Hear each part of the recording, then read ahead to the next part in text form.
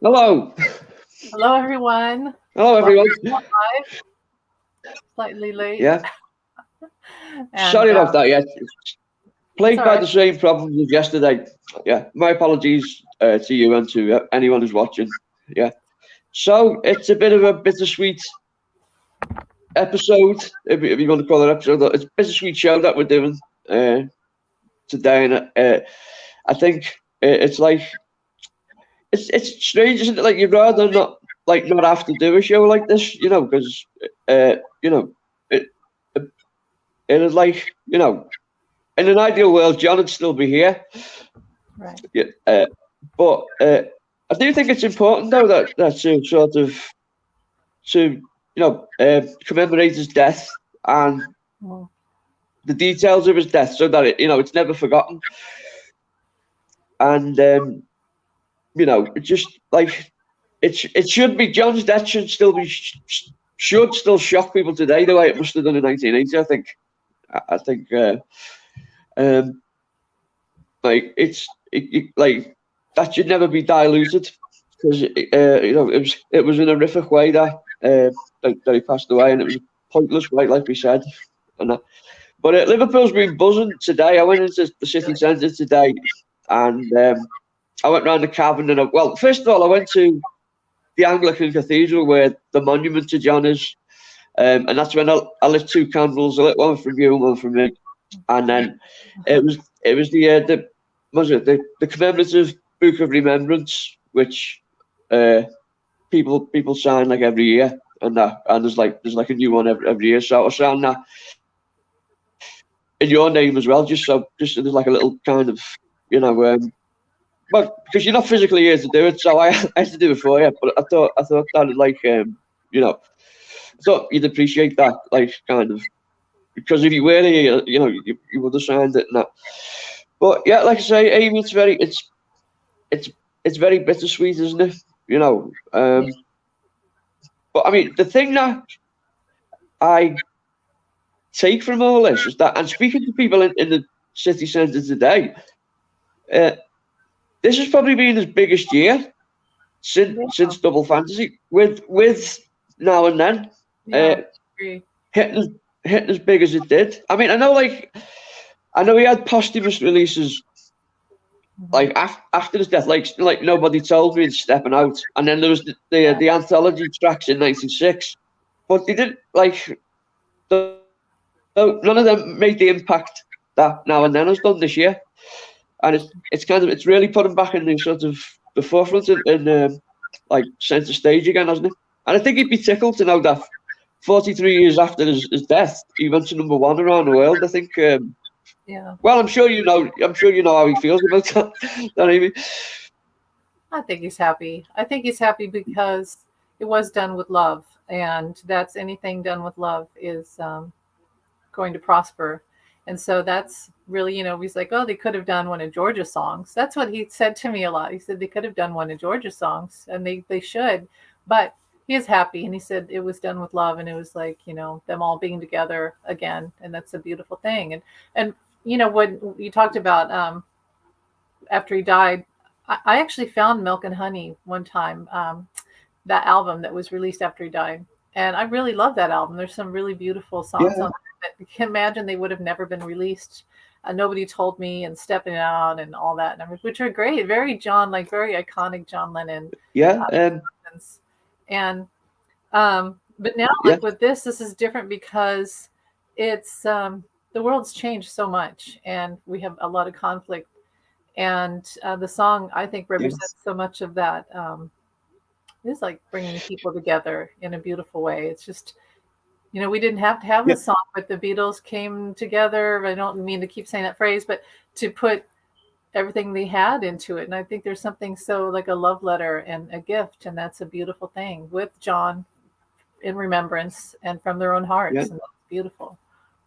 And for Absolutely, yeah. And I yeah, think I think in a post-COVID world as well, like obviously it wasn't written for that, but um, for people who lost people through COVID and and lived through the lockdown, I think it's poignant in that way. It's almost like um, it could almost be that it was written for that. If you didn't know better, that kind of, True. and I think that's like one of. But then, like we said, the other day, the other week, Amy, sort of so-called like kind of genius singer-songwriters of today or musicians of today come up with like big convoluted speeches and key changes and stuff, and John was able to just cut through all that just by saying now and then I miss you, and that, and True. I think on today of all days, I think we miss him definitely more than ever, and that.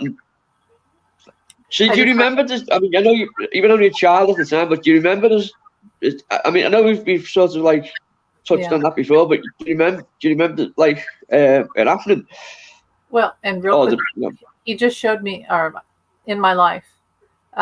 He said it's similar to that. He says he wrote that song over and over again. That song was, he wrote that with Imagine and Strawberry Fields. There's a lot of versions of In My Life that he wrote, and this is just another version of that song. Yeah. Which is like, well, it's funny you should mention that, John, if you're listening. When I went in the cathedral today, there was the children's choir that was the song that they were singing when I went in my life, and then it was kind of like sort of a medley of that and Imagine. They then sailed off into Imagine, wow. And so it's ironic that he should, Yeah, he wrote a lot of the same song over and over again, but that's okay.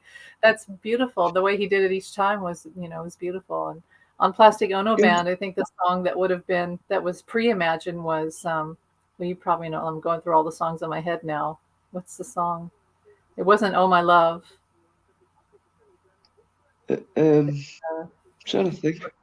Look at that. I could look at the album list real quick. Well, anyway, it's interesting that they were singing that song and when you walked in. I'm looking at Plastic Ono Band. Yeah.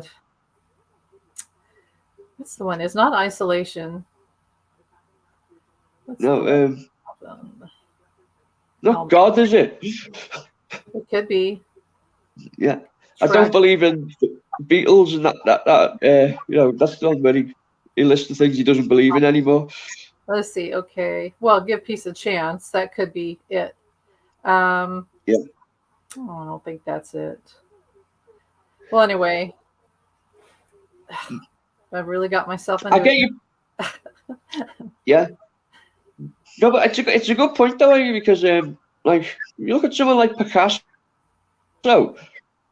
Yeah. As a painter who would. So him, his work was one, and he would pretty much do the same. He would like recreate things to the observer, like each painting's like polar opposite, but to him it was like coming from the same place. Yeah, he's kind of saying the whole album, but it's like every song on that album. Then he was like, "Oh, all right, I'll write the nice album and I'll do Imagine." I love Imagine. I've always said that if I had to be on a desert island, I would pick Imagine. I love Plastic Ono Band. That's one of, obviously a masterpiece, but Imagine, I really love every song. And like, I don't want to be a soldier mama. I don't want to die. I mean, I see the humor in songs like that and what he was trying to say and how he was saying it. And I really love that. And of course, Imagine's beautiful, and Jealous Guy, that's a really beautiful song. But Jealous Guy that was the one that first. I mean, I was aware of him, like kind of, from a very early age. We'll talk about that in a second. But Jealous Guy was the one that got me when I was about, 7 or 8 or something like that. It really, it just sounded beautiful. And that's without analysing. Like at that age, you don't analyse the words. It was just, it had a beautiful melody, and but what a brave song to write. I mean, we now know because John Lennon has confirmed that. Again, it was another love letter to Paul McCartney, wasn't it? It was, basically saying, "All right, I wrote How Do You Sleep," and this is my apology for if I hurt you with that song. This is my apology, and I didn't mean to hurt you. And basically, laying it on the line like that. At times, he was jealous of Paul. I'm sure Paul was jealous of him as well, like on some level. Yeah, but that John would always say afterwards, "Oh, I wrote it about myself." Like some Yeah, self-loathing or whatever, he really did that. He would project onto others, and then he would say, "Oh, really? I wrote it about myself. It wasn't about him at all." So I always find yeah. that. I've heard him saying that about the. Yeah, yeah. I can remember when he was analysing how do you sleep, and someone said, "Do you regret writing that?" Yeah, And he said, "No, it was about me." He says it was like when he analysed it, and then he tried to attack Alan Klein with that song, "Steel and Glass," and then he yeah. realised that was about him as well. It was, like all roads Don't led you? back to that, so to speak. That whole, and I feel like we're jumping around, but that's interesting because I think we're picking up his energy a lot because I'm getting all this stuff too. Like, um, when I got Walls and Bridges, and again, I was just so lucky. I feel like when I connected with John finally, like woke up, and it came hard and fast. Like I had this teacher in my composition class, English writing, and she caught wind that I was, becoming a big Beatles fan and John Lennon in particular. And she's like, "Oh, well, I've got all the stuff." So one day I go into class and she's got video cassettes of like the live in New York concert he did.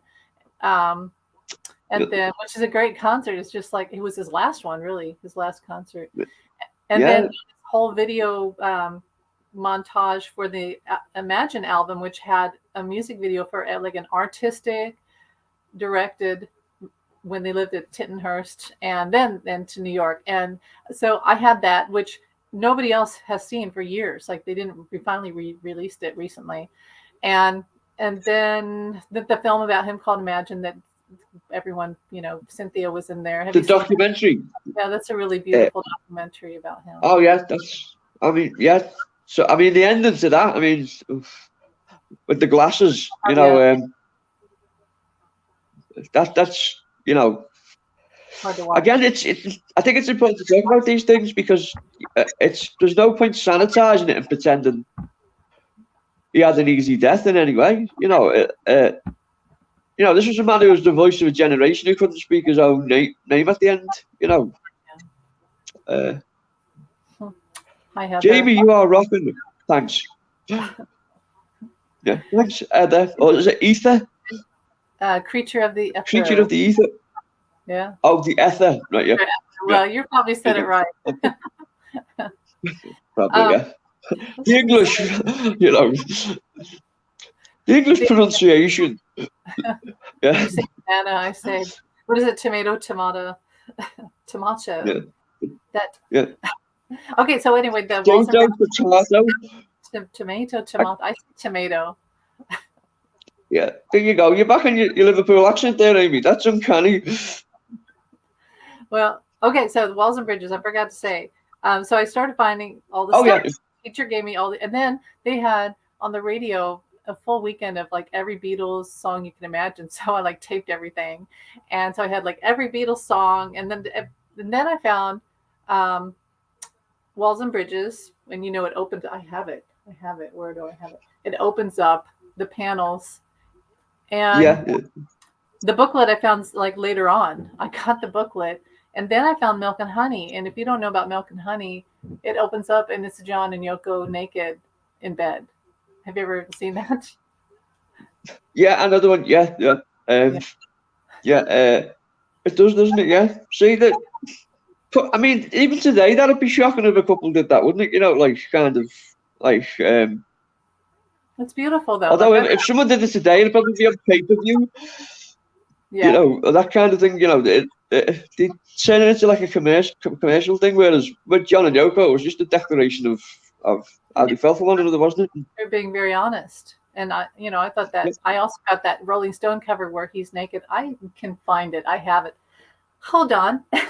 Carry on. I have it. Brilliant. I've got keys and oh gosh.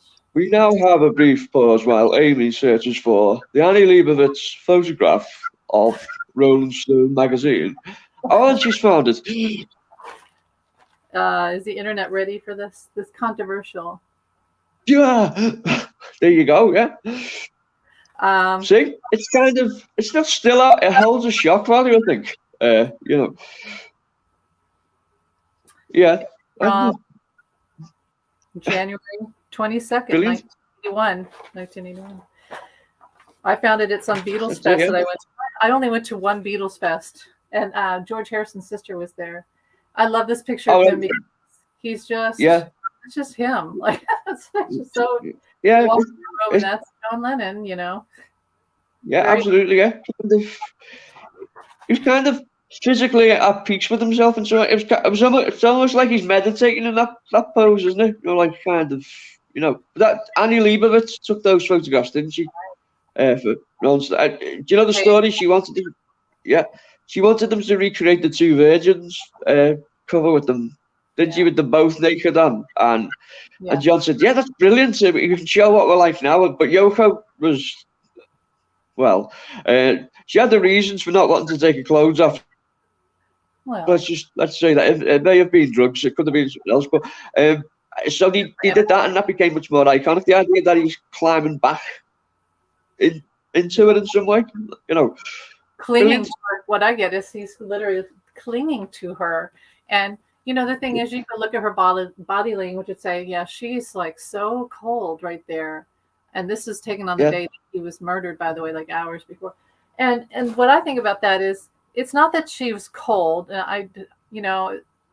I have different opinions, but I always try to respect her because he was married to her and they had a child together. And as a fellow woman, I respect her.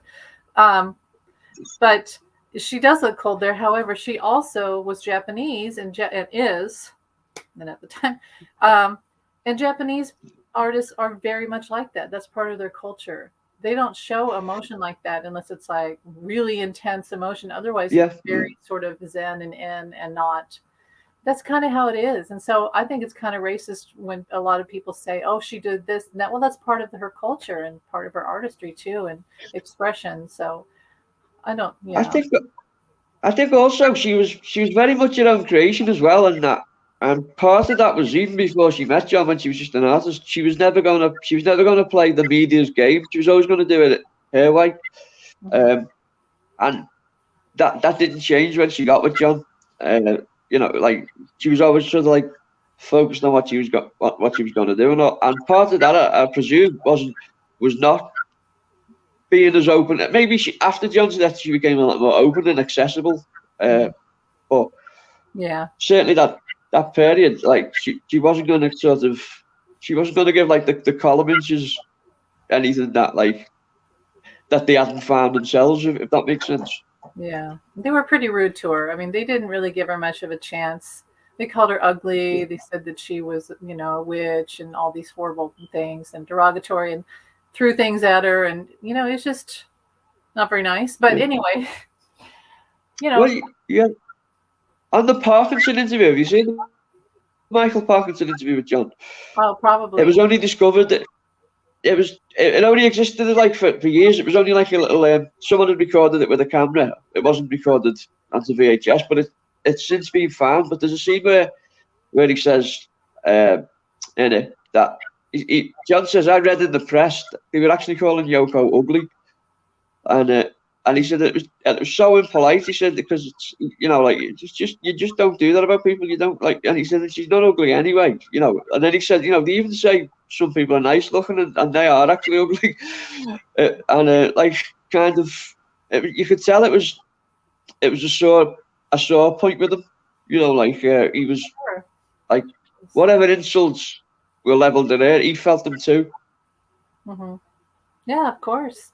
He really loved her and he saw her as extremely beautiful. And I think John liked women that were, he'd always talk about blonde women, and Cynthia went blonde and all that. I've seen pictures of Cynthia before she bleached her hair. She was really beautiful with her sort of brown hair. But he actually really liked women with dark hair and sort of almost masculine features. He liked handsome women. And I think that comes from like Aunt Mimi was sort of had harsh, dark features. And that's just, he liked, that's what he was used to, and part of, you like what you come. But also I read something when he went to primal therapy. I thought this was interesting. Janoff, the psychotherapist he went to, said that Yeah. the reason why men like John would always, when they had trauma with their mothers in childhood, they would pick women of a different ethnicity. And because it was safe, I don't know, something, there's like a psychological thing. But anyway, I don't like to get in on that, but there's something to that. It's But interesting, yeah. anyway, yeah, it's a little Yeah. psychological part of it I there. mean, I think there were certain similarities between his mother and Yoko too, wasn't there? You know, that kind of Mhm. not like they were hardly twins, but like you could see that kind of, you know, Mhm. like no, I'm completely wrong there, Annie. I apologise. Are you talking about Aunt Mimi? Because I think Yoko and No, Aunt I Mimi. thought Julia on some photographs was kind of like, you know, with the dark hair and that, and kind of because he commented more than once that he felt that Julia's spirit had got into Yoko, didn't he? And Mhm. who knows?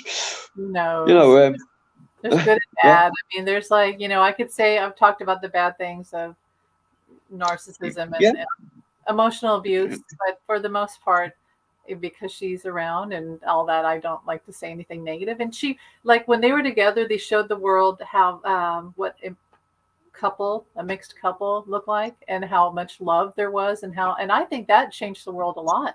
Like I know every time I see pictures of them after I got into the Beatles, I would think that it was really cool, and it did open up my eyes to because I grew up in a small town, mostly Caucasian people, and it really showed me like this beautiful vision of the world that we were all, the love was yeah, like that, yeah, whatever. But I yeah, think it did. yeah. Sorry, I didn't mean to interrupt there, Amy. Go ahead. No, I was just going to say something that only dawned on me recently was that, uh, in New York, neither of them were born in America. And so it would have been like maybe if they'd lived in England, that would have been too much of an advantage for John. And if they'd lived in Japan, that would have been too much of an advantage for Yoko. So they both had to like sort of sacrifice some like something like find somewhere Mhm. like that. That was like kind of neutral ground, maybe. And it's funny because John seemed to fit so well in New York. Hey, Hey, hey, hey, warrior girl, hi, Warrior Girl. Thanks for being here. But shine on.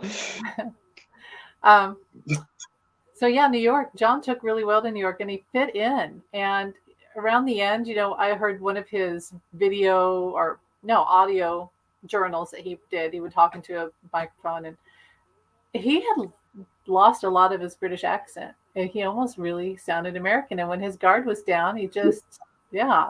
So I thought that was interesting that he transformed it so easily into the culture. And Yeah, yeah, that's what. Have you read "Serve Yourself"? I know you must have done the song yeah, "Serve Yourself," which he does in a really broad Scouse accent. Uh, Scouse being Liverpudlian, and like it was a parody of Bob Dylan, wasn't it? But I think that was partly one of the reasons why he did that was because of that, because like people were ribbing him like, you've lost your English accent, and that's true. I think he wanted to see could he still produce an English accent, like not some like kind of mid-Atlantic thing. I'm not sure though. I mean, like, sure, but it is a funny song. Serve yourself. Yeah. Well, you know, I think he got really angry because here's the thing, like, the artistic competition. And, um, he knew that Bob Dylan obviously had religious ties. He would go kind of back and forth with being secular or doing with that. And so when he wrote the song, well, like John wrote Imagine, which was to free yourself from religious dogma. And then so here comes Dylan saying, you got to serve somebody, you got to pay, you got to suffer. And in a way, yeah, he's right. Like Dylan's right. In some way, we always end up serving somebody, But John was like, he got livid. I think he got extremely livid. He thought it was an attack against him. And also, he just didn't like the core message of the song. Not very healthy. yeah.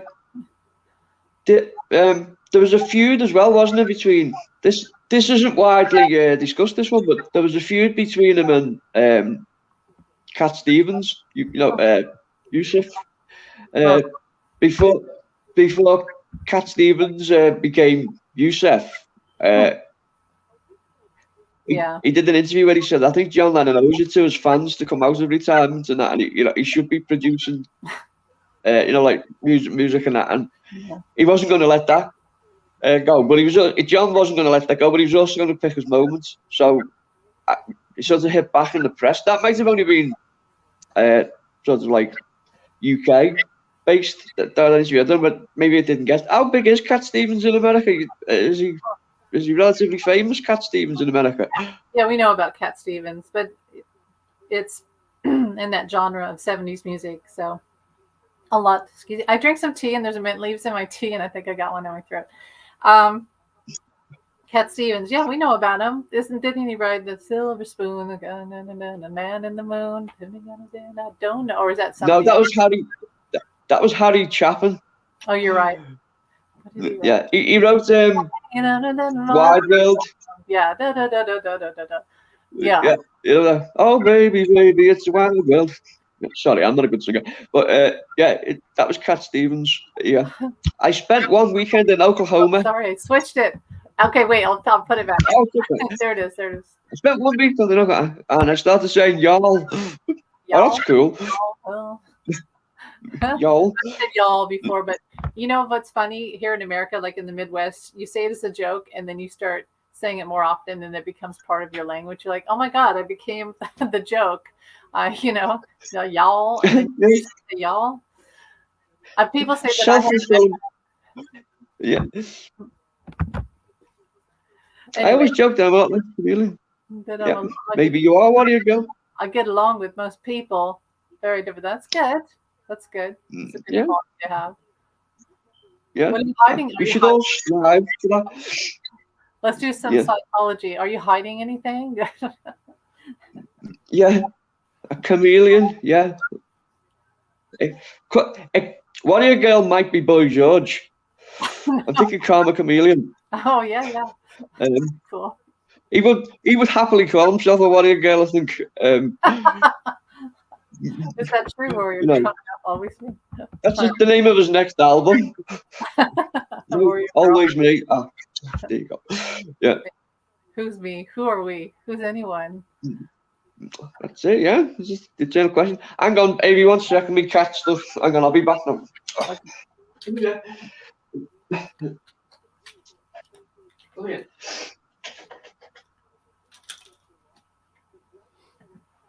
Put it down. Hi, Fatima. I'll be back now, Amy. I don't know if you can hear me. Blessings to you, Fatima. Thanks for being here. Hope everyone's having a good day. It's kind of cloudy here. It started off sunny and now it got cloudy because it's supposed to rain later. I'd rather have snow. If it's going to do anything in December, I'd rather it be snow. But let's see. It's Friday. So I wonder if I could find that Walls and Bridges without knocking everything over that I have here. Probably can't. Yeah, I hope everyone's having a good day. And I got my very worn out copy of In His Own Right and A Spaniard in the Works. I need a new copy that's not all jacked up. Sorry about that. Oh, God. We can't. Sorry about that, Amy. My cat was stuck underneath the table. Oh, really? Begging for attention. Yeah. Oh, sorry, what was that? Spaniard in the Works? Yes, and both of them in one book. I need the good, proper version, but there it is. I have that, and then I have Alice in Wonderland. Brilliant, yeah. And then I've got this, and it's interesting. Ah, well, shall I tell that story? Yeah. Right. I've got it with these. What? Is that a relatively new one, or is it? No, this pretty old. I bought it, like I said, that one time I went to the store, and it smelled like pot, and this is what I found. So yeah, that was the one. Yeah. Yeah. Brilliant, yeah. Should I tell a story about what I told you last night when I used to go to Menlove Avenue? Yeah. Well, I was Menlove Avenue is now it's John's childhood home. Just in case anyone doesn't know what it is, it's amongst now the houses around it.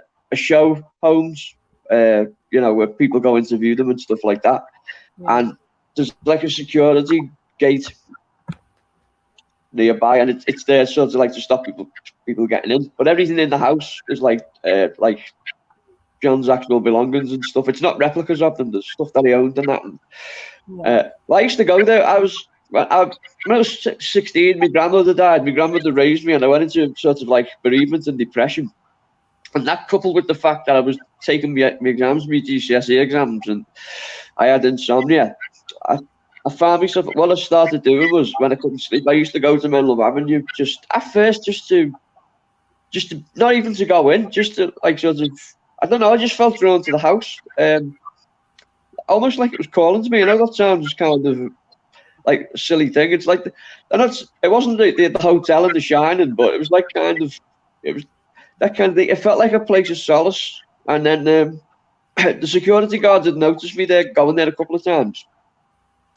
And he started letting me go in, like, and I'm talking about like 2 a.m., 3 a.m., something like that. And I'd just go in and, like I said, I'd sit there and look at the ceiling and stuff, try and take in the house and stuff, and imagine what, like John must have been feeling about certain things and that. But the reason I'm talking about this is Alice in Wonderland you had there. There was a copy of Alice in Wonderland from his childhood that he'd drawn boobs and genitalia all through the book, and he'd sort of changed certain words into swear words and things like that, and that always made. In fact, whenever I think of Alice in Wonderland, that's the first thing that comes into mind now. But I think that was one of his favourite books, wasn't it? So he loved Lewis Carroll and that kind of like surreality. But yeah, and I just thought to mention that, and it did help me going there as well. It was always kind of like a cleansing thing, and it like sort of, by the time I got back home, I'd settled whatever problem I had going around my head, and Anyway, I just thought I'd tell it. I know you knew that story anyway, but I just thought I'd bring it up again. Yeah, it's something drew you there. So now, how far away was the orphanage? Which was it gone when you were a kid? Was it already gone?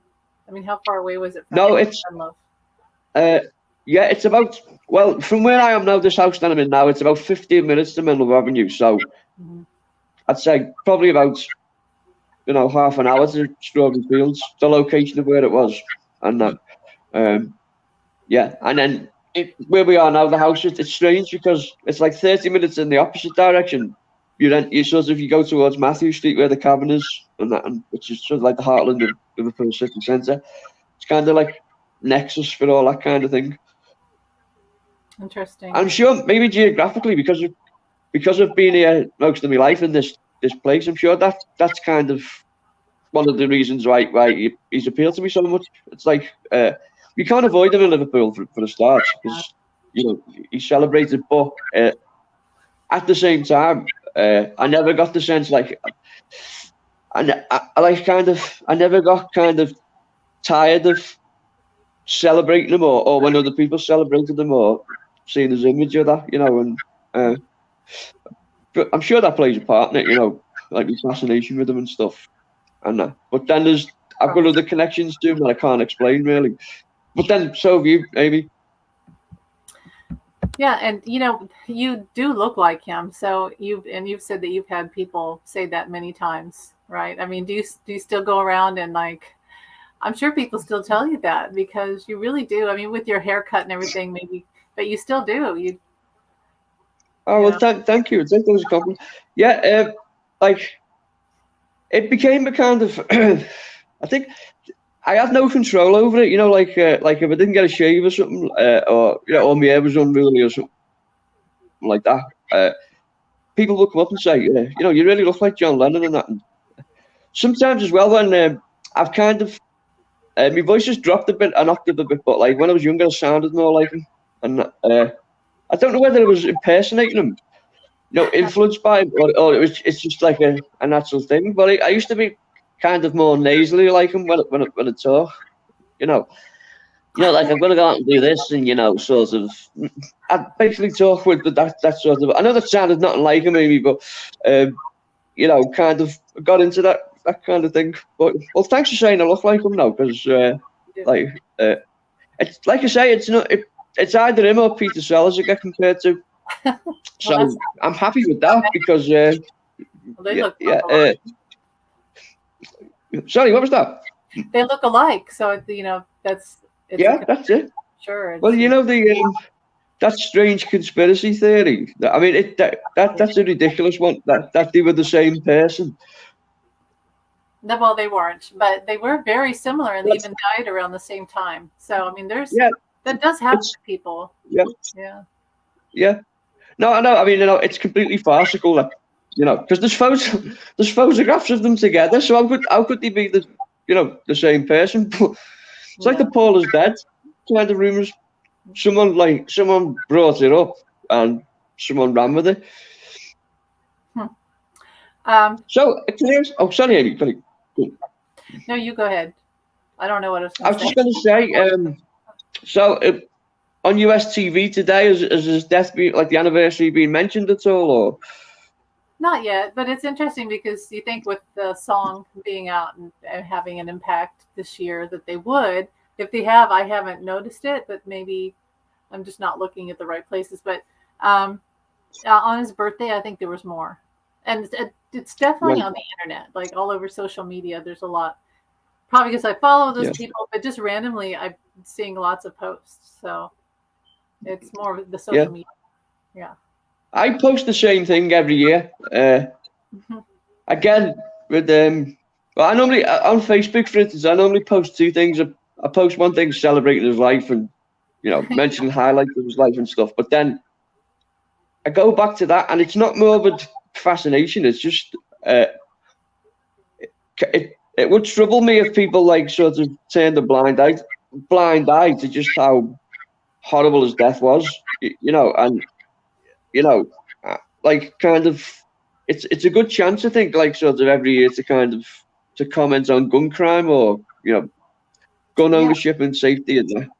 And so I always put pretty much the same thing. I say, people ask me, should his killer be released, and I say, yeah, he should be released, and he should be made to wear a big sandwich board saying, "I'm the twat that killed John Lennon," and then he should be made to walk down the street in Liverpool, because he wouldn't get far. Someone would have, well, I think more than one person would have. I know violence shouldn't breed violence, but if I happened upon his killer, I'd probably punch him, I'll be honest with you. I don't think I'll be able to control myself. I'm not a violent person in any way, but it would really make me happy to do that. And if it was him. Yeah, maybe so. Maybe JB, JB, do you know who your father is? I think she's no, is it? What are you, girl? Are you going to tell me? She's saying that those must have been John. I've actually said before, wasn't that one of the first things I said to you? Are you sure you're not John's son? And yeah, like, oh, sure I'm not. Could be. Yeah, I would love to find out that I'm John's son, but the dates just don't match up. Unless I was some kind of throwback kind of thing, that kind of thing, and I test you, baby, and somehow, and I just haven't been told the truth about my conception. But no, I appreciate you saying that, Warrior Girl. That's a really good thing. There's definitely a soul connection, and I've talked about soul seeds, and I know some psychics will say there's no such thing, but I totally 100%, and this is what John showed me, soul seeds, and the way he showed me was that if you find a dandelion, and when they get white and fuzzy, and you blow it, and so all the seeds go everywhere, and that's like your higher self is the stem, and then all your incarnations everywhere and have all these lives, and it feeds the stem, but the stem also feeds the entire field of dandelions, which is like the God or the one, the divine. So we do have all these seeds out living different lives that are part of us, and a lot of times, we look alike. We have doubles, and we have good lives and bad lives. So I that's what John showed me. And you know what? After he showed me that, I went outside and I found a dandelion with two. There was a double because Wow. it's a twin flame thing and the double headed.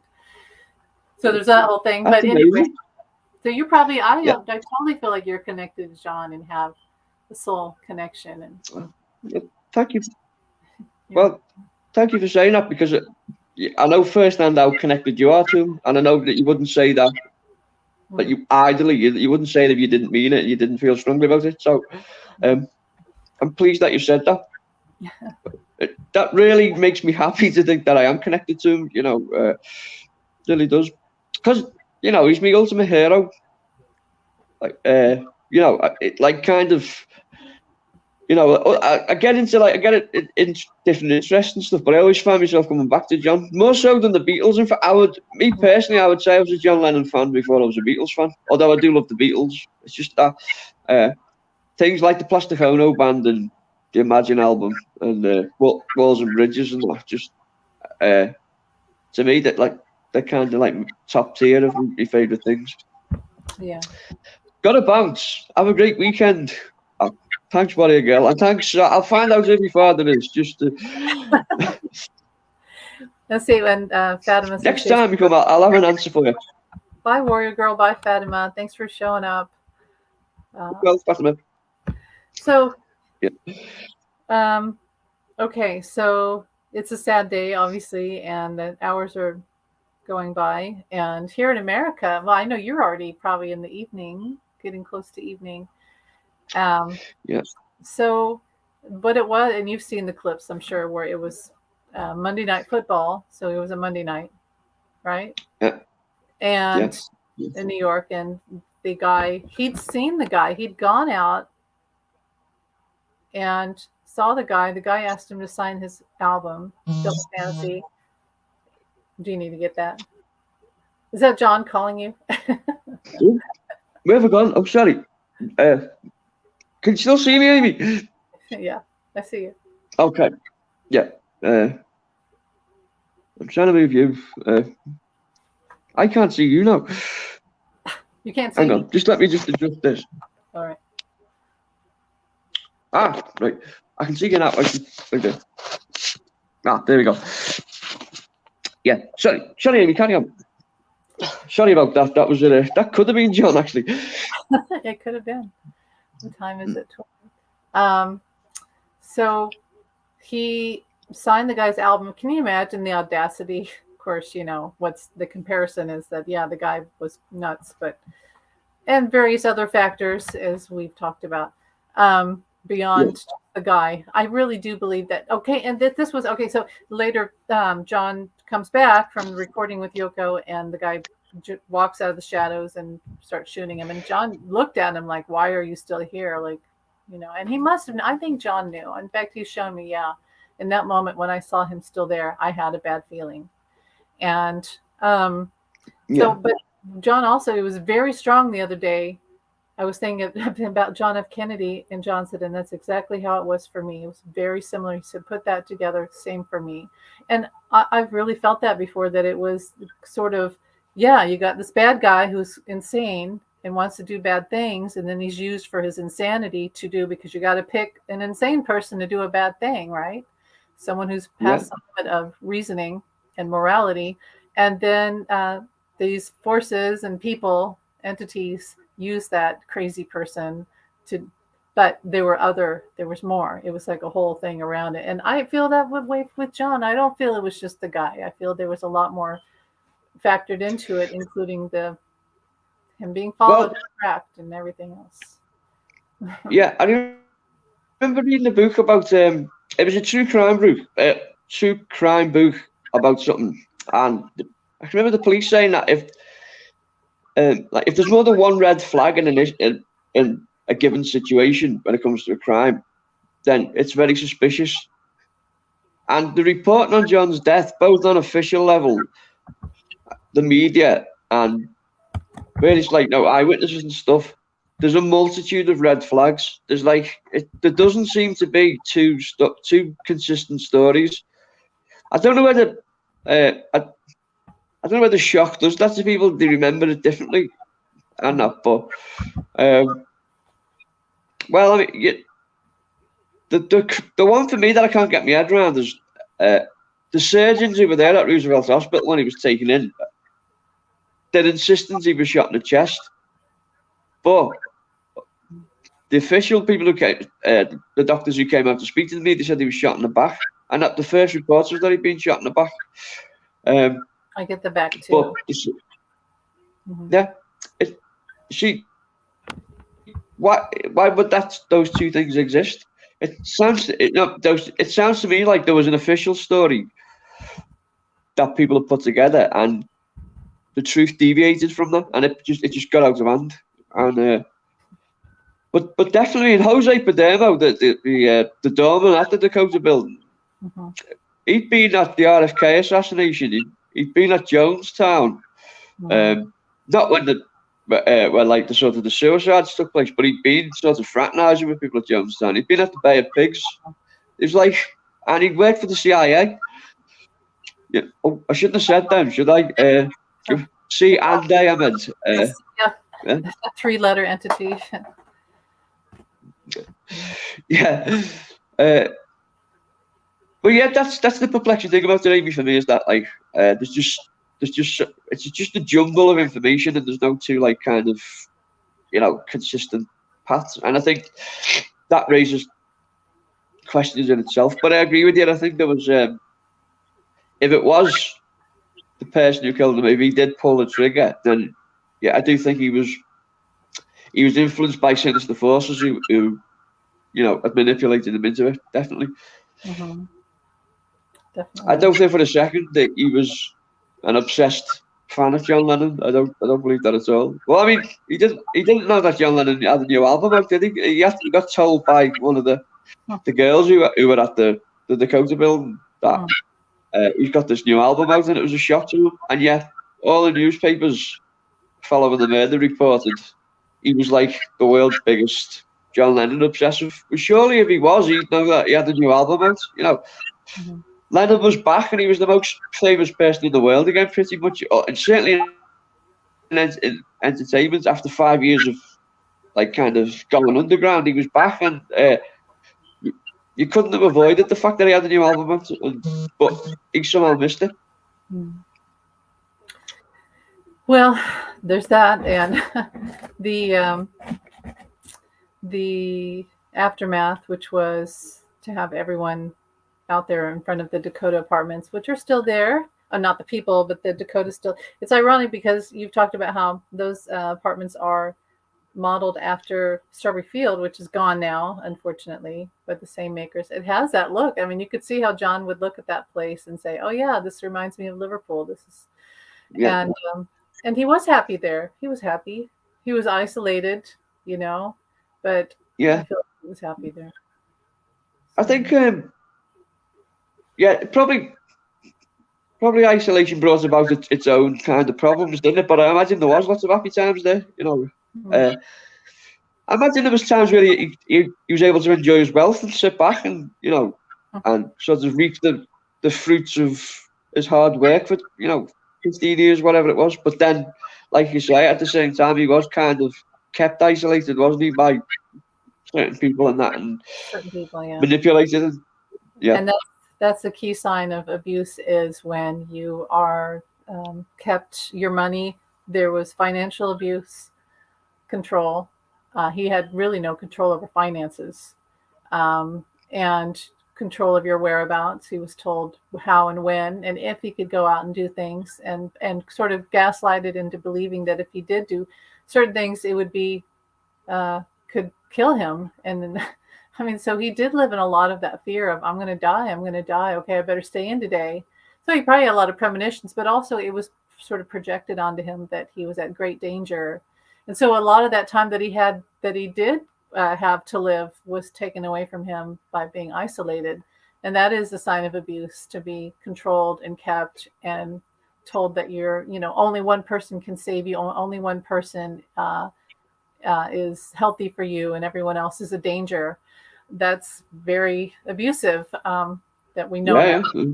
Yeah, so the financial, his whereabouts and all that. And he was really, I mean, people say he was the healthiest he was in his life, but look at him. He was anorexic. and Yeah. he was constantly being encouraged to go on really starvation diets and told to not speak as a form of cleansing himself. So he was restricted of food, activity, his own money, and even not able to speak. So he did have a lot at the end, and I just have to say that because it's an abusive pattern that people don't talk about. That's what the end of his life was like. He was and look at him. He was anorexic. It was extremely clear to me. Yeah, he didn't look healthy. He was fit, but he wasn't Again, healthy. the man who was the voice of a generation. Yeah, the man who was a voice of a generation, and like he was manipulated into silence in that fashion Yeah, under the guise that it was healthy for him. It's just wrong, isn't it? that's wrong. You know, Mhm. yeah. It's just you could only hope that like eventually he would have kind of woke up to it, or broke. I Do you think think he so. would have? Do you think he would have moved on eventually, or would he have? I think so because I think there would have gotten a point, and he knew certain things that were happening, right? And there would have become a point where he just said, "All right, I'm being made a fool of, and I need to get out of here because it's not healthy." So eventually, yes, he would have gotten out, and it would have been big headlines and all of that stuff. And I think that he would have gone back to Liverpool for a while, and then done something different, like I don't know, who knows, just travel a lot. But maybe he would have ended up in France for a while. He would have written. He was a poet, so he would have written. I think he would have written something about his mother. I really do. Right? And yeah, but yeah, I think that he would have woke up and walked out, and it would have been a big headline. Yeah, he was being pursued for 2 movies as well, wasn't he? He was that film War Games. Matthew Broderick. Oh yeah. Do you know the story? No, no. What's the story? Oh yeah, he was being pursued for 2 films, War Games and The Killing Fields. He was, Wow. He didn't really want to uh, do stuff like yeah, he was. Well, yeah, the character in War Games is kind of like made to look like John Lennon. He's got the glasses and that, and like kind of he's that. professorial and and, Let's see. and stuff. And I think he would have played the journalist in The Killing Fields. Whether he would have been good at it, I don't know. But it's like kind of it's interesting to think that had he done it and been good at it, where his career could have gone there. I mean, he would never have given up music. I don't think he could because it I was don't. in his blood. Uh, but he had talent as an actor, and as he was certainly charismatic on screen and that. And maybe with more discipline and kind of inspiration, he would have he would have improved as an actor. I just feel like that he probably wanted to be an actor, and like you said, he was good at it. But I also feel like just in his nature, how honest he was, and how like just pure, like he wanted to just say things right from his soul. So I don't think that he would have gone and had a big acting career. It just wasn't really in him to do that. But it's a beautiful thing. Like I Right? think, I love that. I think it's beautiful. I just don't feel like he would have, but I don't know. I could be wrong. Who knows? No, I think I'll take your word for it, then, Amy, if you feel that way, because I know, like if you felt strongly he was going to do it, I know you'd say that, wouldn't you? So, but yeah, it's just the possibilities that could have happened, and they were just Yeah, you right. know snuffed out in a moment of madness. Hmm. It's do you know the other story about the radio link up? I don't know Uh-oh. whether I've mentioned this to you. Well, the I think the BBC New York correspondent, his name is Tom Brook, and he had John Lennon being shot first of all, Oh, and he tried to open a wire to England, so to London first of all, and it wouldn't go through because there was bad weather. So he tried like Manchester, he tried like multiple places in England, and eventually uh, Liverpool came up. All the others had failed, so we tried huh. to get through to Liverpool, and it went through the first time. So Liverpool found out about John's death before London did Amazing. because of that. That's really prophetic, isn't it? That should happen that way. And I think it's right that Liverpool found out about it before, Yeah, other places. I agree. One time when I was really doing all this sort of psychic stuff with John and trying to figure out what his past lives were and how I was connected to him, and he'd shown me Egypt very strongly, and then he showed me the scarab beetle on the heart, and then he said All beetles. right. Oh, yeah.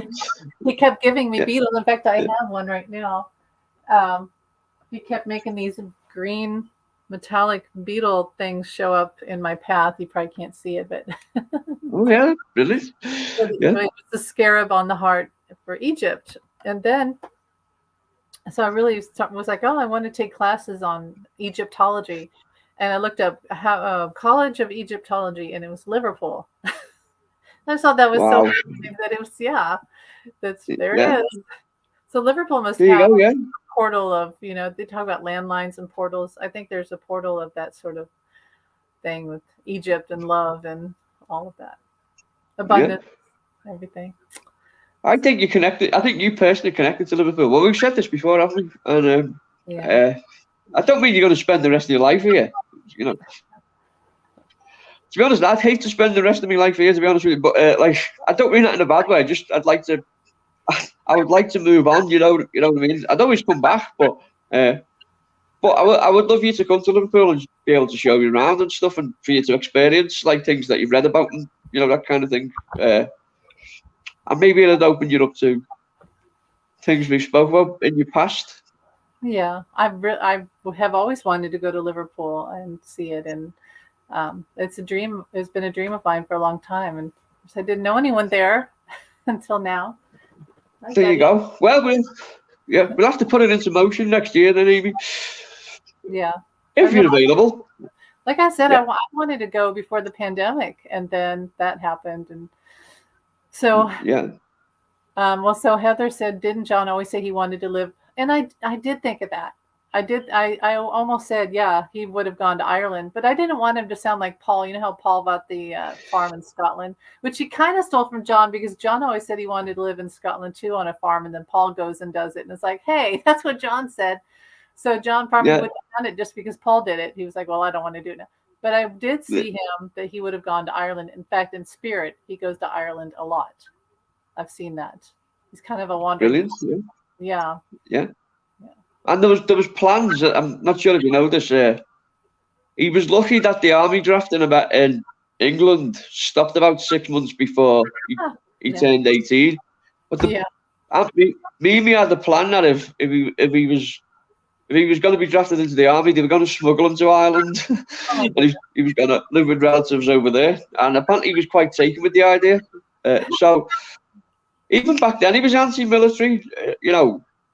Before like the peace movements and stuff. And not in a way that was antagonistic. He just didn't believe in war. He really hated war. He hated that that's what humans would do, and it was just so illogical and wrong. And it would, women get raped and children get killed and men get put into prisons, and it's just a horrible thing that's caused by some, the big kingpin who can't control himself.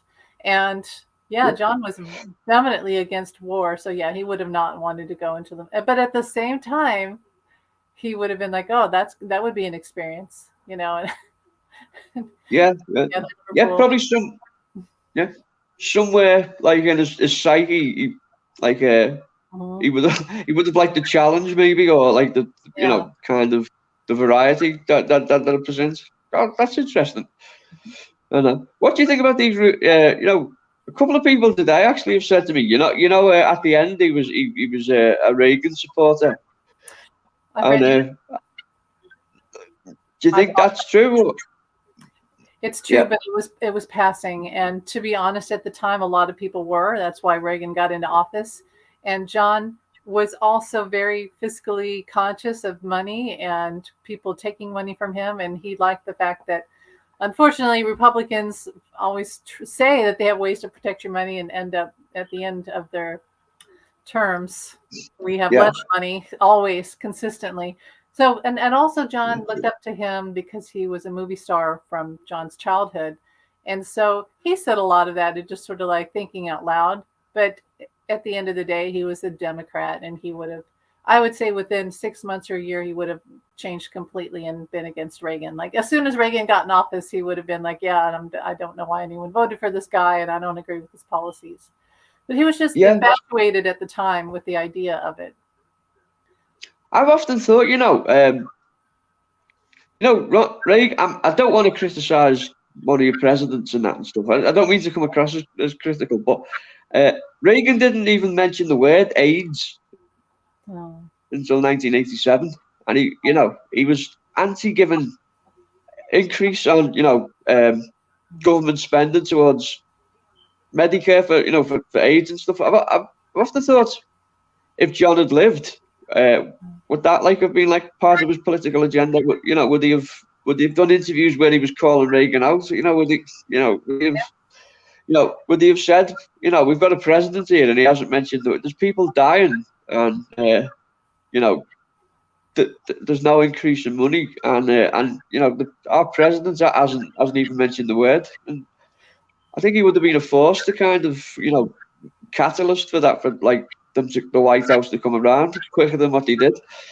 Yeah, I'm getting very clearly yes, he would have been part of that because that and his on the other side, I totally believe that he helped organize Live Aid, and that's why Queen got back together again. And he had Paul was in. If you look at the list of people who played in Live Aid, it was a lot of people that John would support and love.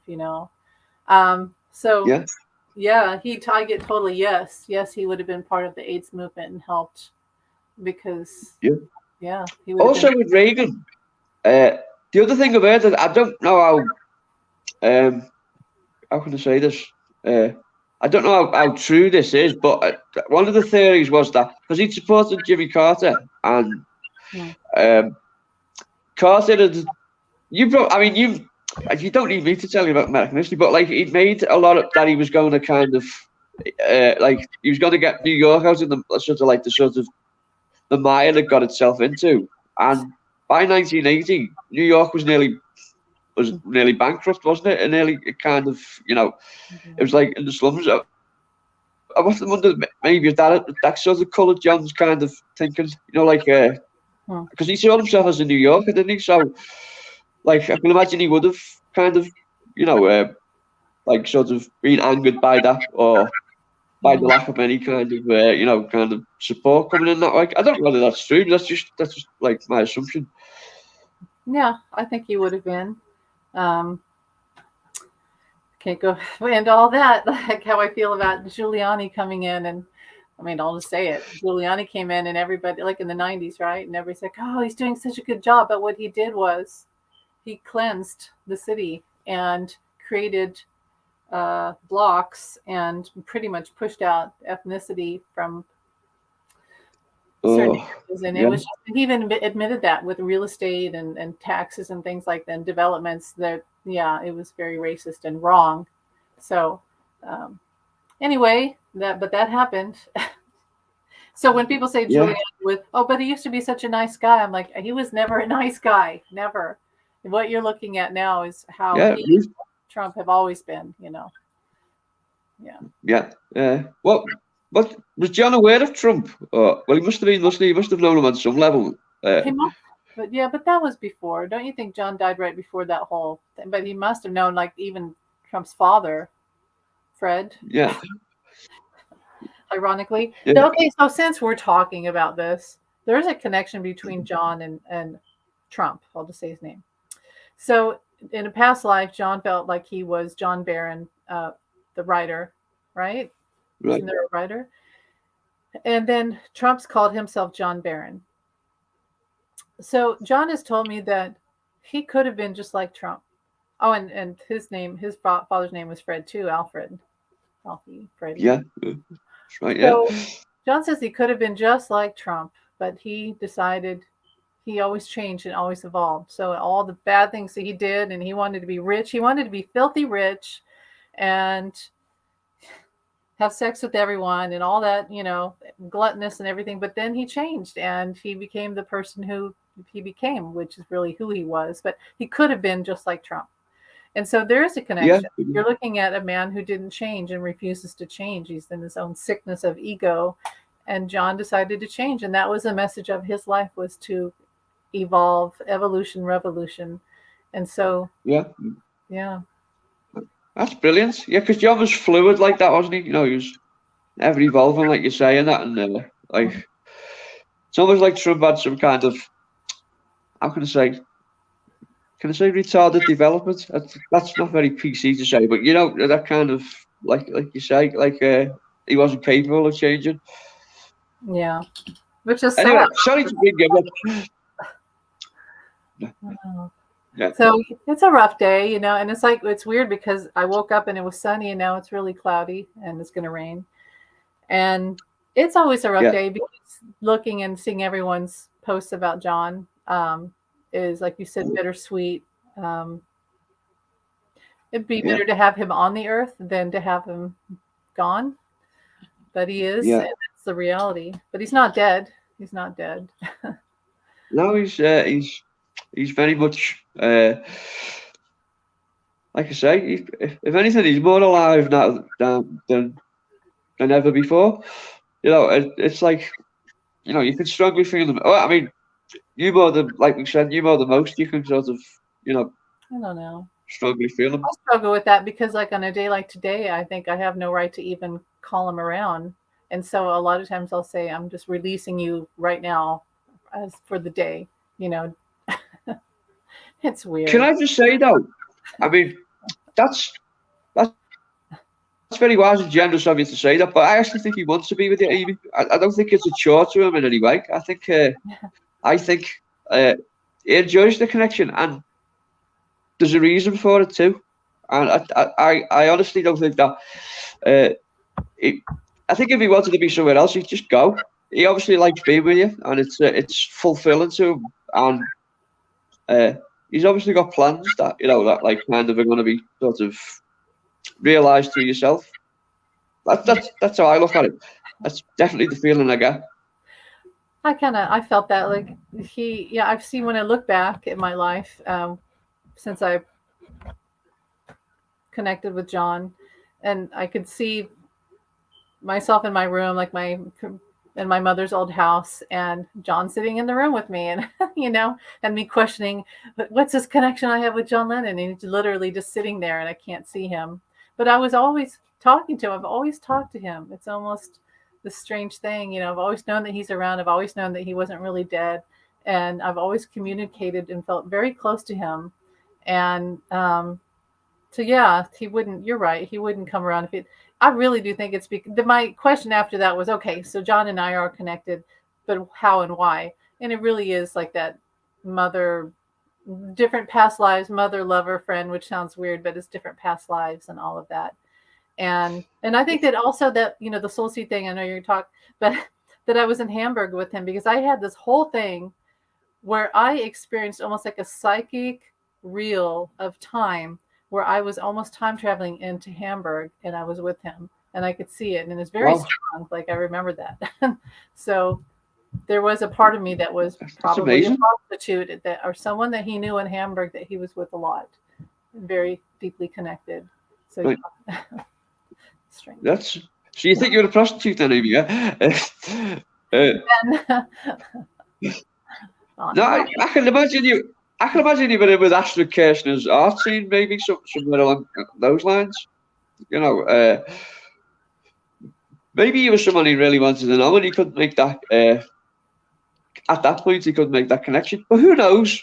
I Who knows? suppose we'll all find out one day. But I think just don't question what it is. Just be grateful that it's there, because it's like a really kind of like I say, he wouldn't be with you if he didn't want to be there. Well, here's an interesting thing. Okay, so I have all this, and you do too. You have these too, things that you go, oh, that's just like John. John had that too. As we were talking here about Starry Fields, and I could picture him walking along the iron gates, which are still there, right? The Yeah, fence, the gates are still there. Yeah, and wishing that he's with his mother, wishing that he just different things. And when I was a yeah, child in elementary school, I would be at recess, and I was desperate to be with my mother. And she worked in town at the local library, and she would walk home for lunch every day, and she would walk by and I would be at the gate putting my Wow. fingers through the fence, and mother, Yeah, mother, yeah, get me out of here. And she would be like, oh, I have to go home and have lunch, and you'll be fine, you'll be fine. And it's just that yeah, image of John kind of doing the same, like waggling his fingers through the gate, trying to find somebody that was like a real place where he belonged, and longing for his yeah, mother. And something about Strawberry Fields was connected to his mother, which is why I had that revelation when I was writing um, the book, that the song Strawberry Fields was really about his mother. And I find it ironic that they tore the place down. I mean, she's dead, and then they tear it down, and it's just she's gone, and there's not very many pictures of her. I find that I strange. know. Yeah, There's like 3 pictures of her. What the heck? It's just so sad. yeah, it is, isn't it? Yeah, yeah, it's that adds to the tragedy, but more so, doesn't it? You know that he wasn't able to open a photo album and like sort of pick up on things and stuff. Yeah, he was, for all intents and purposes, an orphan, wasn't he? Yeah, Like, that's yeah, yeah, he was.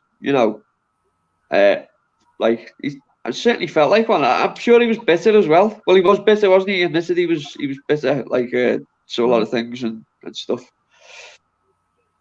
yeah, Yeah, and it's like his relationship with Mimi was nice. It was because he spoke to her every day on the phone, didn't he? And that, and from the end. it was, Yeah. Cynthia Lennon said that was one of the. She was convinced that was one of the reasons why he didn't come back to England, because he thought it'd be the last time that he'd see Mimi, and he didn't want to say goodbye to her. So, Hmm. like, I don't know whether that's true. So, like, he kept the phone relationship going rather than. But at the same time, Mimi said that he had come back to England at some point, but no one knew. Hmm. Who knows? Well, who knows? What's An this whole interesting, yeah. yeah, Well, interesting, yeah, yeah, he yeah, around the end he was having a lot of that, what you call just, romanticizing his youth. All the things he rebelled against, all of a sudden he's like, oh, I want my old school tie, and I want, all these pictures, and I want this, aunts and uncles and objects and things like that. So he really did, I feel like he did want to go back really bad. But there's also that feeling like, if I go back, I may never leave again, or, I'm so much different now, and I'm never really the same to go yeah. back up. Yeah, I can't go back. I But find it interesting that in school he was always getting into trouble for not wearing a school tie, and then yeah, in the later months of his life, he got it sent over and started wearing it, which is like hmm that's brilliant, isn't it? Like kind of brilliant symmetry to it. No, hmm yeah, I yeah, thought when I read those parts, I thought that was interesting. And also, there's that old interview with Aunt Mimi where she talks about him and all the things he would do to trick her, and and he wasn't the easiest child to raise, but she probably did a lot of that yeah, to bug her and get her annoyed. I'm sure. probably, yeah. I think, yeah. He got a kick out of it, didn't he? Definitely, like, But she was cruel to him as well, and she was the cause of a lot of pain in his life too. You know, John is still here and still helping people. I agree with Jamie. John definitely wants to be with you, Amy. There you go. Who am I? Who am I? Um, Yeah. well, Yeah.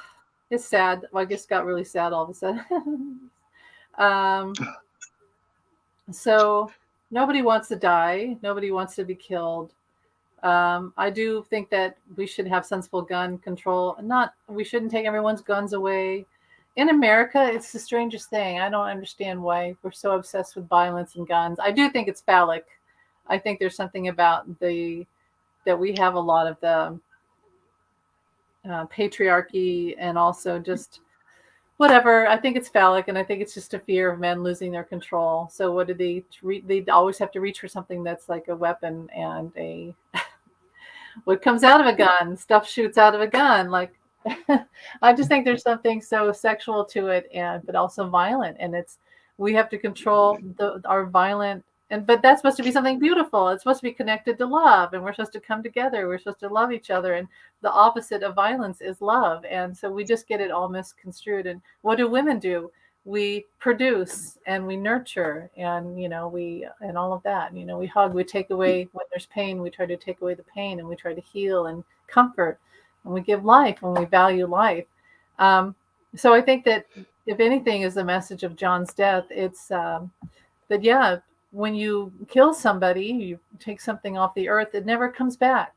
You can't, when someone's dead physically, they're gone forever. And we just don't seem to get that concept that violence is not the answer. It's a complete abrupt end to something beautiful that you can never get back, something that is more precious than gold or diamonds or any money on the earth. And John was very precious. um, and we I don't know why, it's a sickness in us that we just can't seem to let go of our fear and our connection to violence. But it's our own fear of, like John said it himself, God is a concept by which we measure our pain. And I didn't understand that for years, but the reason why we cry out to God is when we're in pain and we're scared. But then we replace Yeah, it. We don't really have faith because we replace it with guns and hatred and other yeah, things and drugs and all these things. And we're always running from yeah, the love. We're so scared of yeah, love. yeah. That that's beautifully put, Amy. Yeah, I think so. I agree with you. Yeah, it's yeah, agree on all those things. Yeah, we should be afraid of it. Should we? We should embrace it more and that. And Mhm. I like what John said about uh, you have to have an idea first to project the idea to make it come true. Like we Yeah, someone projected the idea of a man on the moon and it happened. So yeah, if we all work together with love, to project, then there's no reason why, as people, we can't become less violent and, yeah, kind of, you know, uh, like why we can't become more kind of proactive in stamping out violence and that. And, it like, do you think that like gun control will ever be like in America, for instance? Do you think it'll ever sort of kind of what am I trying to say here? Like, well, obviously they would never make guns illegal, would they? Because it's too much of a profit made from it, and also because, like you said, the threat of violence and probably the phallic thing as well. hmm I think when we Yeah, respect women more and life more, which means that we shouldn't really jump to wars and have a huge military and all, but because what we're always doing is preparing for war, and then we're also, um, well, whatever. But when we respect women more and free will and respect life, and life in the way that that's a breath, that a person is born and has free will.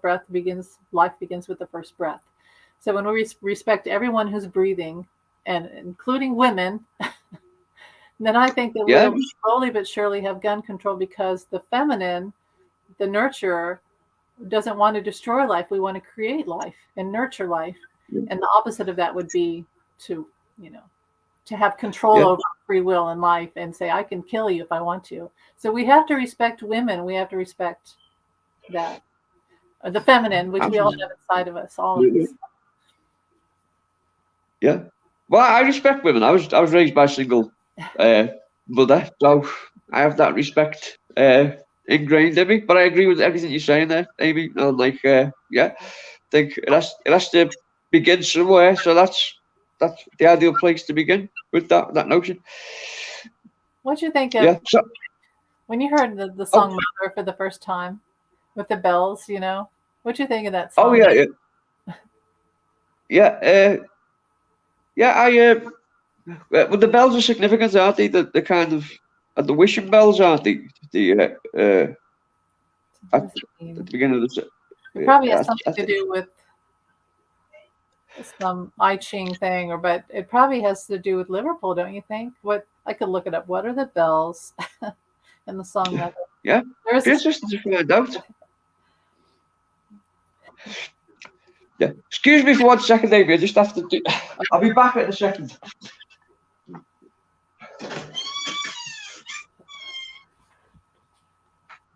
bells in the song Mother. My God, you made me. but I never had you. I wanted you. Funeral, funereal. It's from the funeral. So I'm thinking the church. That's what I thought, like a church in Liverpool. So let me see. Mother was the first song on John Lennon's debut solo album. The song crystallized Lennon's experiences of Dr. Arthur Janoff's primal therapy, pain to uncover layers of pain associated with past experiences, his parents. Many people will not like Mother. It hurts them. The first thing that happens to you when you get the album is you can't take it. Everybody reacted exactly the same. They think, fuck, that's how everybody is. And the second time they start saying, oh, well, there's a little, so I can't lay Mother on them.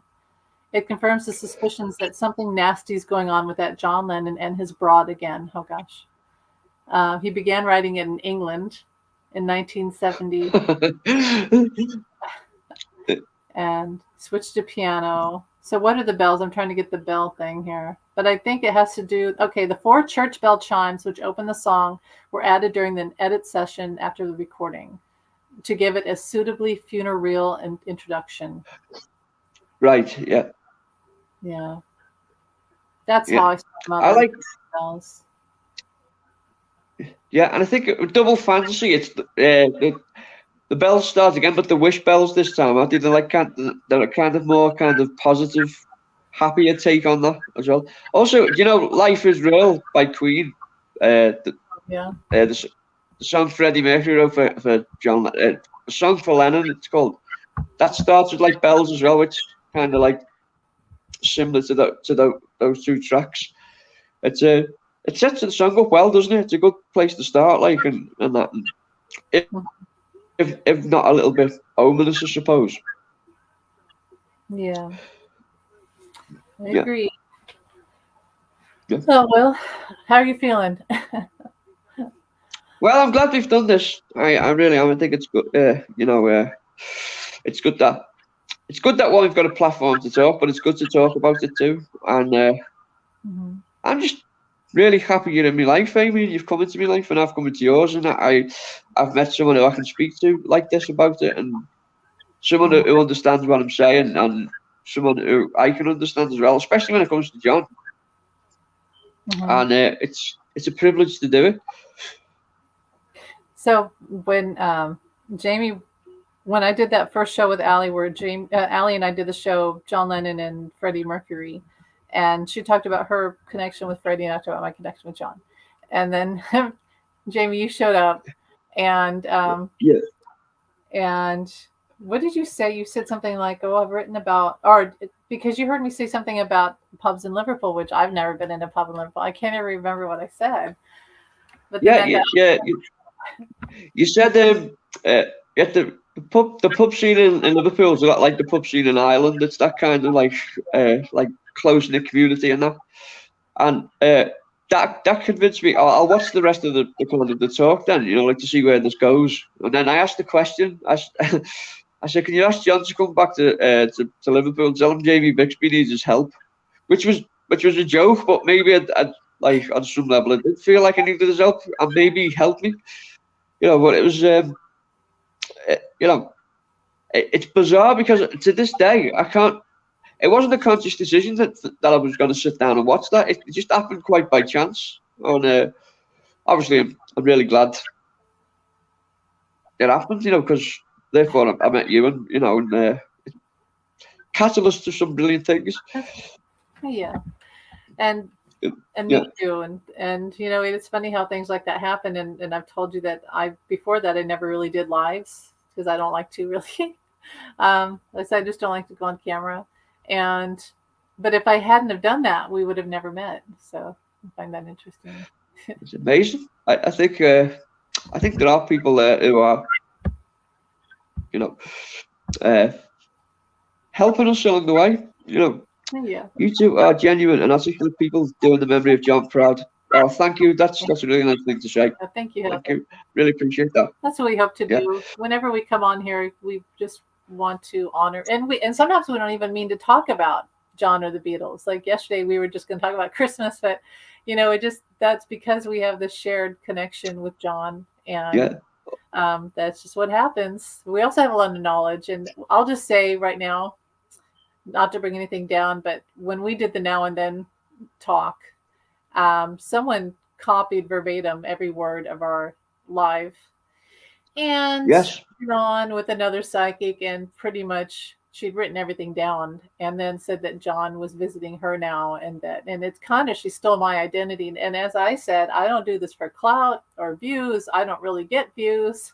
I don't make money off of it. I do it because I honestly really love John, and Absolutely.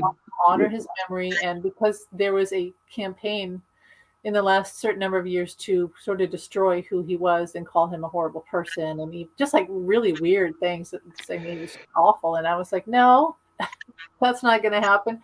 So Yeah.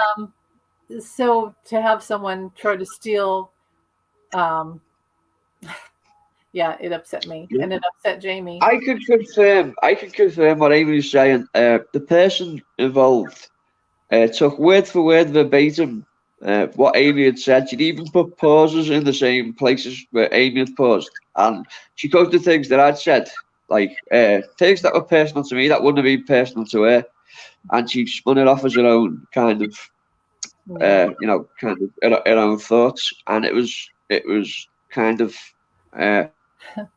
It's unfortunate. Well, I mean, it's unfortunate, but it makes you cast doubt on people. You want to be optimistic, and you want to give people the benefit of the doubt and stuff. And certain people work in certain ways, and they have their own abilities. But when they do something like that, it makes you question everything you know about them. And you can think that these people are like really sincere and they've been nice, but when they do something like that, it really does put a question mark over them. Yeah. But I'll just say now, for the benefit of whoever's watching, Amy's connection to John Lennon is real, and it's really potent, and it's strong. And I was made aware of that quite early on in Amy's relationship, so I know it exists, and I wouldn't say it if that wasn't true. And this other person claimed to have a certain connection, and it was well, I don't believe it for a second. Just put it that way. I don't think John would have supported her through what she was doing there.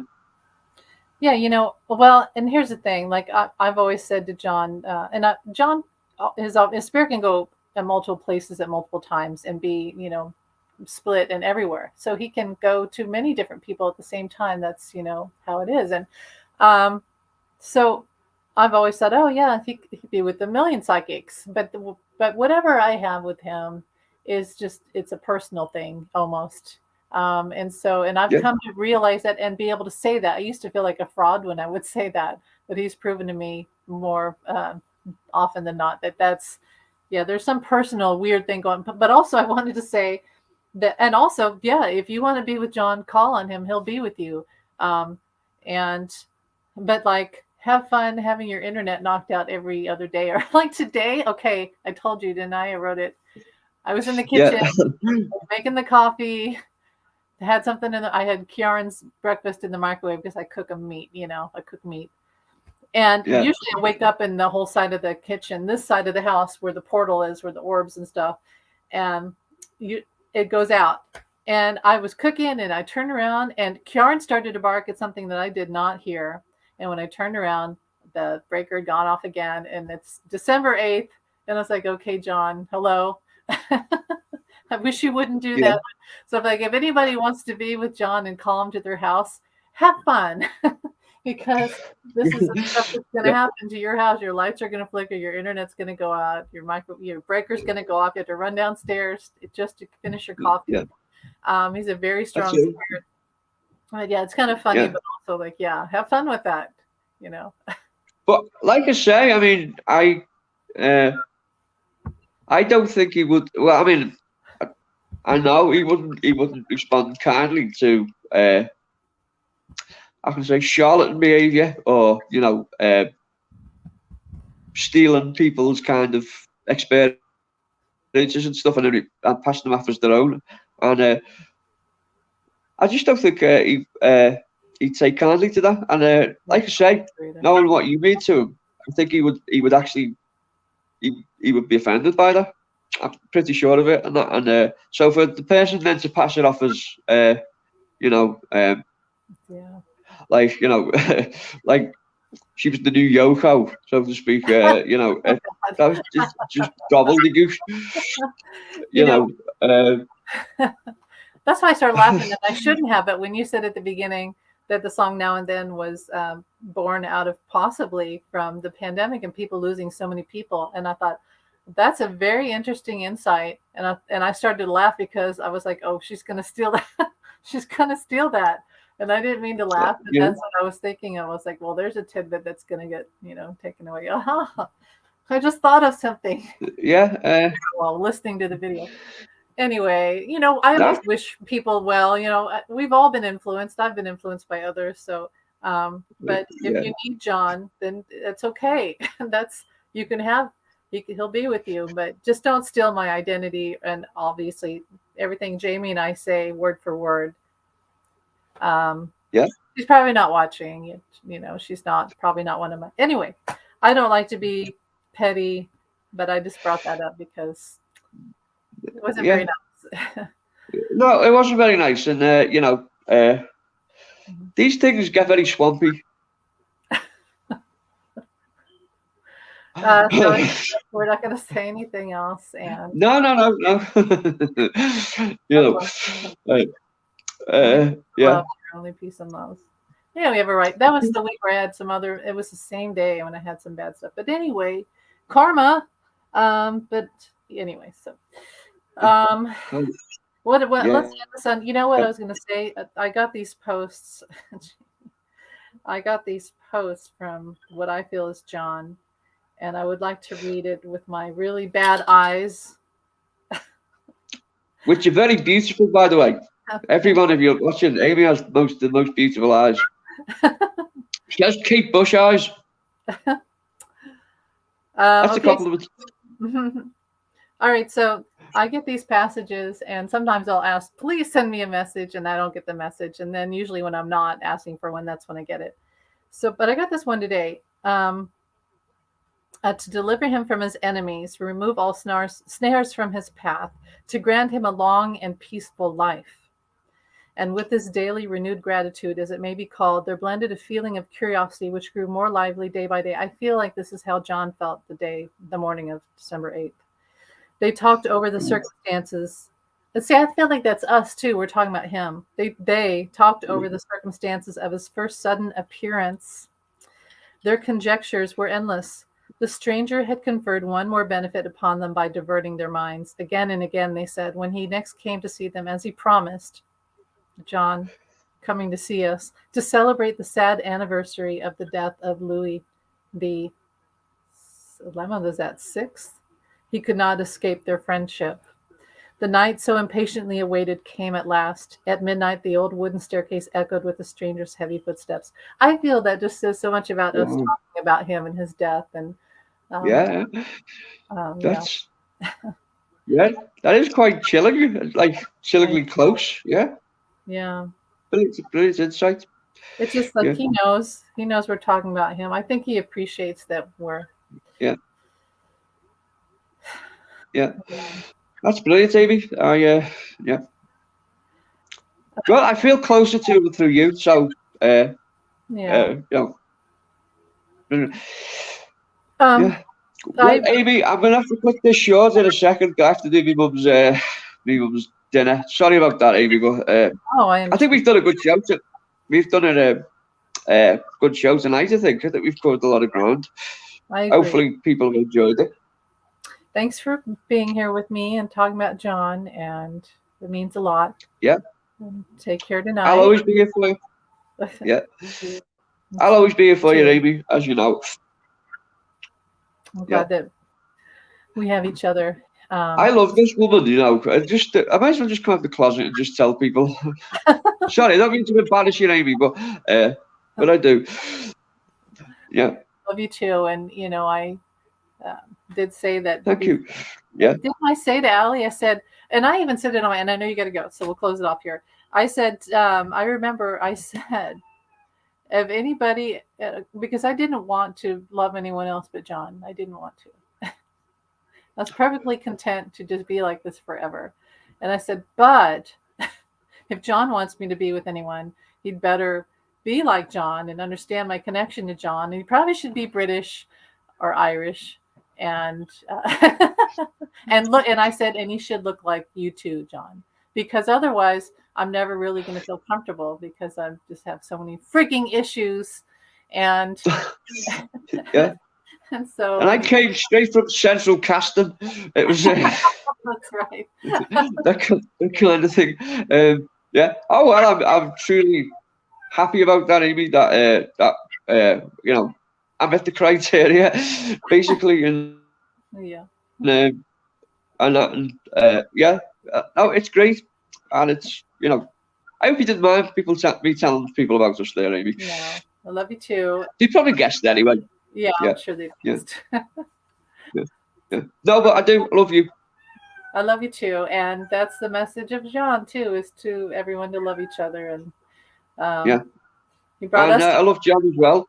Yeah, love you. And yeah. And let there be Uh, peace on earth, and never forget the message that he brought to the world, and he fought really hard for, and still does. He could be at peace on the other side, but no one's really letting him because the world is just still fighting over everything. We need to love each other. So we'll just end it with that. There's it's always available. You can always, it's really easy. It's really easy to love. All you have to do is stop hating each other. That's all you have to do. So yeah, we all shine on.